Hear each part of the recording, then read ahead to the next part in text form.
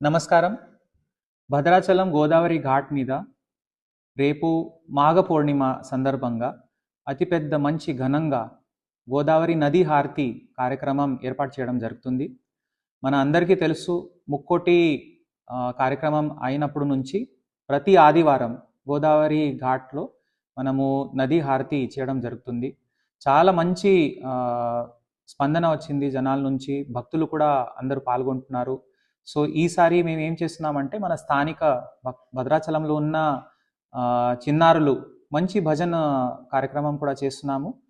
5:30 5 to 5:30 మధ్యలో అందరూ దీంట్లో పాల్గొనాలని మేము కోరుతున్నాము.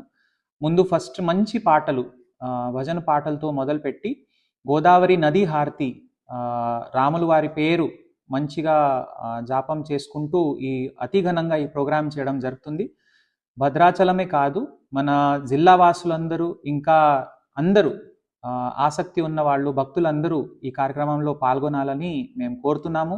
ప్రసాదం కూడా మన స్థానిక దాతలు అందరూ ఏర్పాటు చేయడానికి ముందుకు వస్తున్నారు.